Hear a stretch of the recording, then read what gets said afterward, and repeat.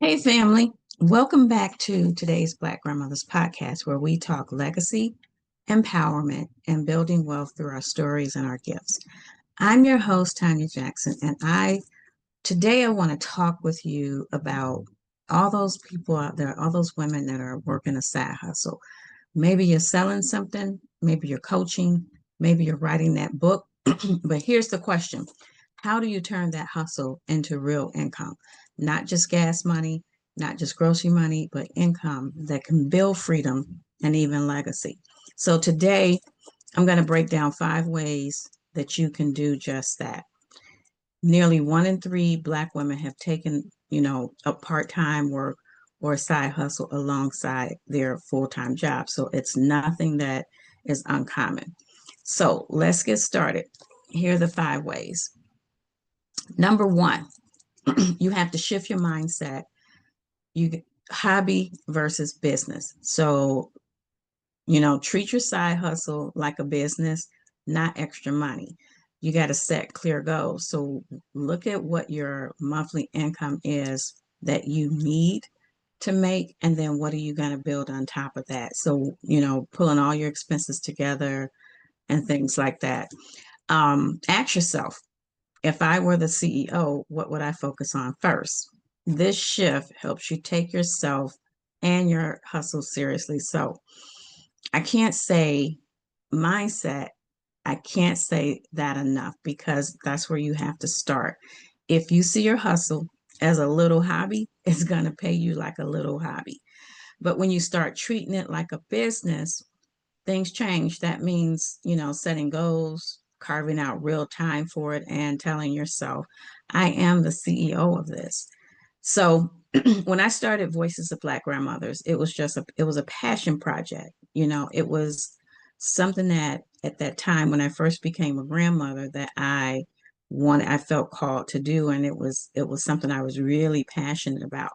But as it grew, I decided to start treating it as a business. And then that's when different doors opened up with, products, and people began to take me seriously. And it all started with me shifting my mindset. Number two, simplify your offer. Don't overwhelm yourself with 5 different products when you start out. Focus on one clear offer that solves a problem. For an example, if you're selling t-shirts, journals, mugs, start with the t-shirt line and master the sales there. Simplicity makes it easy for people to know what they're buying. Um, I know a lot of people that are juggling 5 hustles at once, and that's me. I'm guilty of that as well. Um, but what I had to start doing is I had to bring clarity to each thing that I was doing. I had to understand it in order for me to help the people, that were in my group, to help them kind of understand. And I'm still working on that. So, confusion, will cost you. Um, one product, one service, one transformation. Master it, market it, monetize it before moving to the next step. If you're a writer, maybe your first offer is your ebook, not the full course, podcast, and retreat all at once.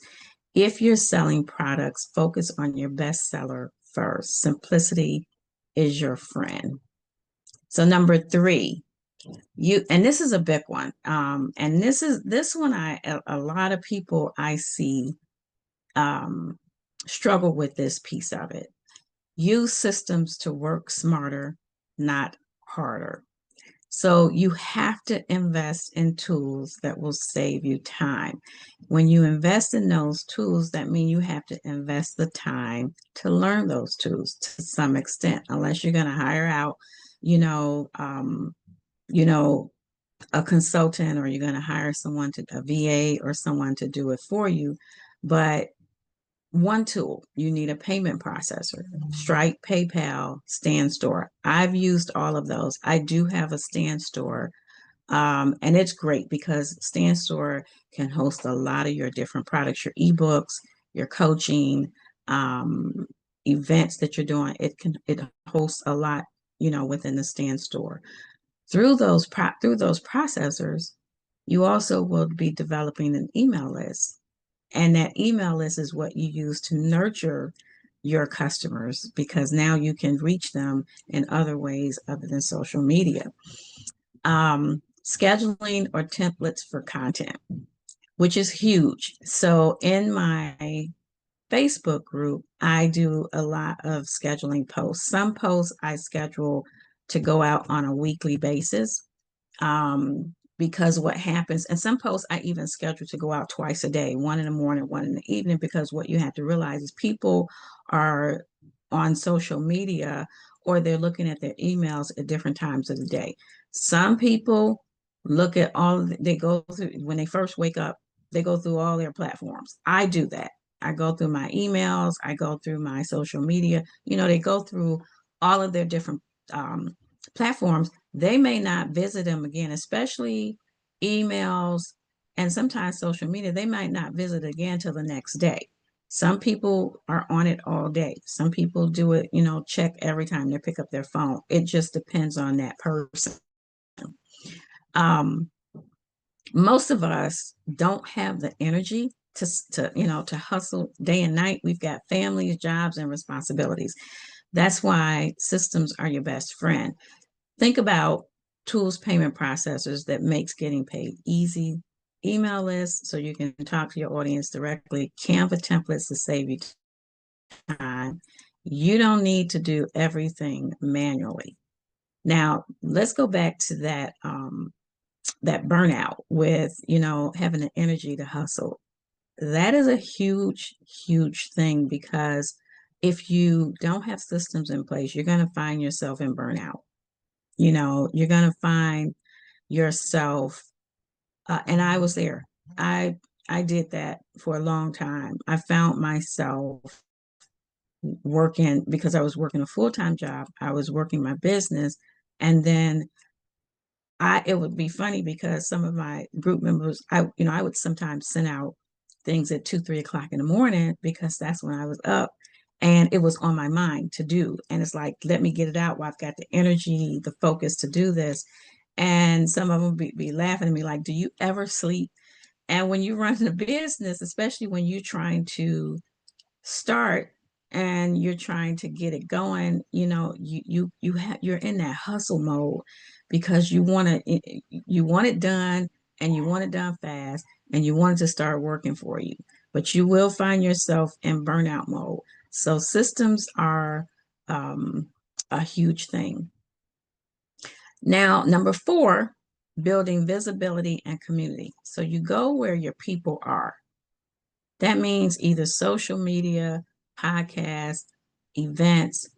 You go where, because one of the things that you're going to do is you got to create your avatar of who your client is, who are the people that you're going to be targeting. You can one now this is one thing that I'm big on as well. Share your story.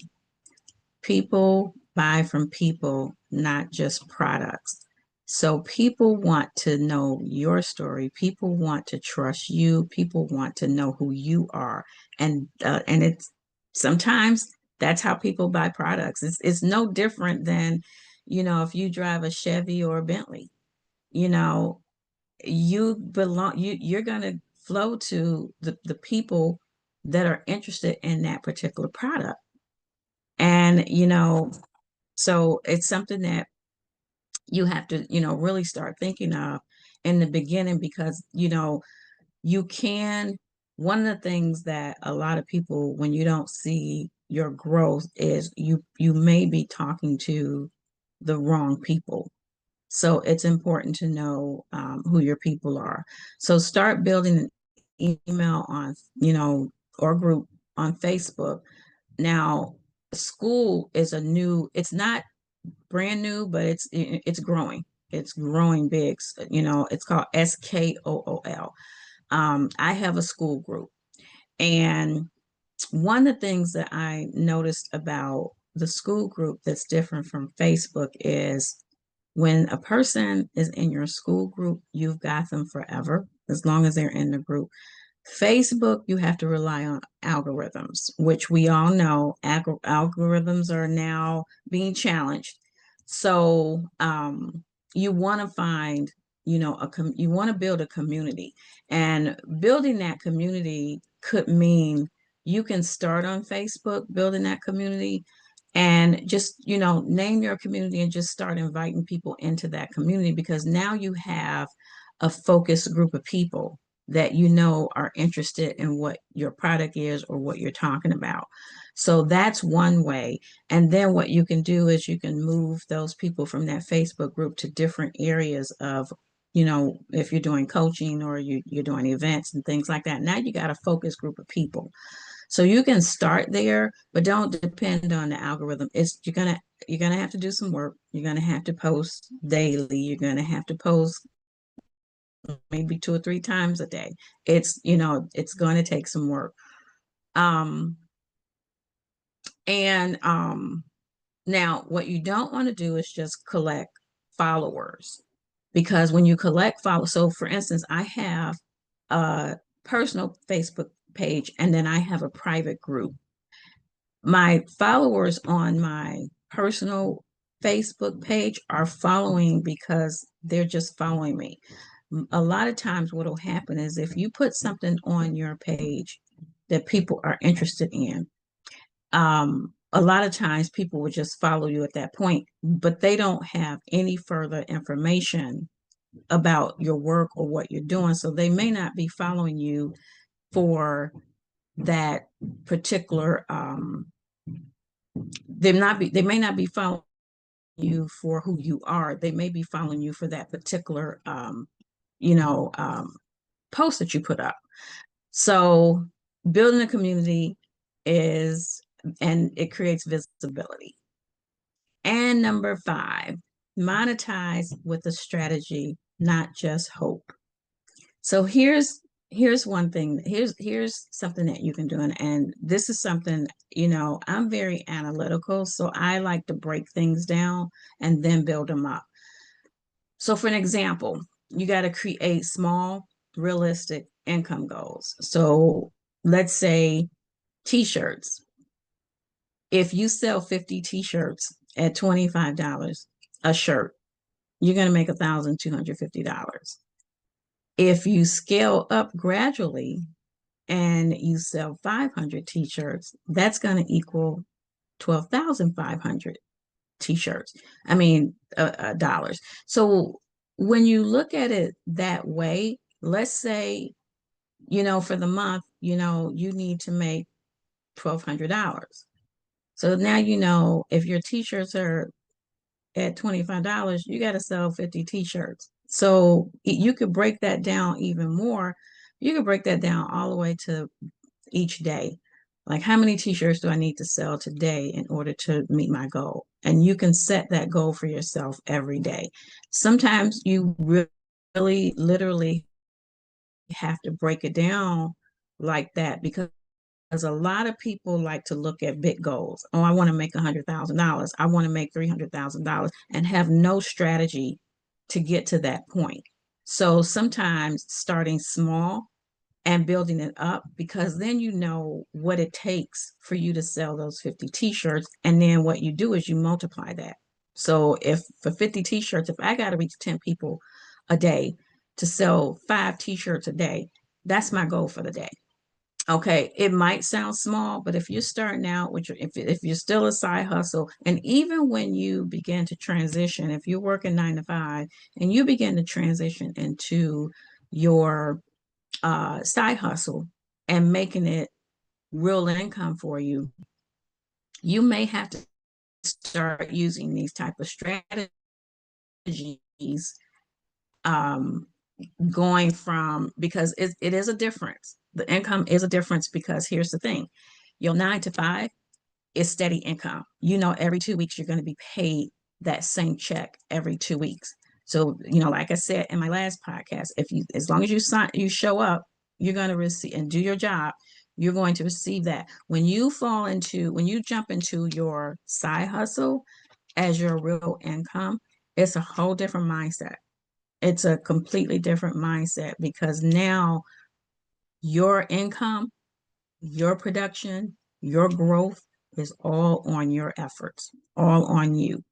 And for some people, that could be scary, but it's like you got to build your confidence in that, that you can do this. So, break it down, so you can see exactly what actions you need to take. Once you see the numbers, it's not overwhelming anymore. It's just math. And math makes income predictable. So let's just do a quick recap on the 5 ways to turn your side hustle into real income. On my podcast, I'm speaking from my space as a grandmother because I know there's a lot of women out here that are working 9 to 5s, they're building businesses, they're some of them may be but here's the thing. I'm gonna always add the grandmother component to it because a lot of us are also grandparents. And what I don't want us to do is lose focus of our legacy and our family structure and building with our family, because the business that you're building could very well be the business that your grandkids carry on, or it could be very well that your grandkids see you building businesses and they're interested in having their own business and they can follow your model. So on my platform, it's going to always be about grandparents, grandmothers, because that's who I am.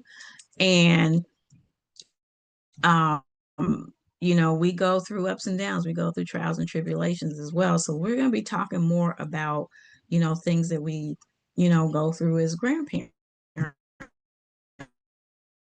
as well as building, as we're managing it all, and we still taking care of our families. So let me do a real quick recap on the 5 ways to turn your side hustle into real income. So number one was shift your mindset from hobby to business. Number two, simplify your offer. Number three, use systems to work smarter, not harder. Number four, build visibility and community. Number five, monetize with a real strategy, not just hope. So now here's the thing. Knowing these tips is one thing, and putting them into action is what changes everything. And that's exactly why I'm going to do a free 5-day challenge. In this challenge, I'll walk you step by step. We're going each day through taking your side hustle and positioning it for real income. So I will drop the link in the video in the comment section of the video. And the 5-day challenge is going to be September 29th through October 3rd. So I want you to join me in this 5-day challenge so that we can all, build better businesses, build stronger legacies. So it's never too late to build something, that's powerful. Your side hustle can be your freedom, your legacy, your way to say, I showed up for me. Until next time, keep shining, keep hustling, and keep building your legacy. I'll see you next week.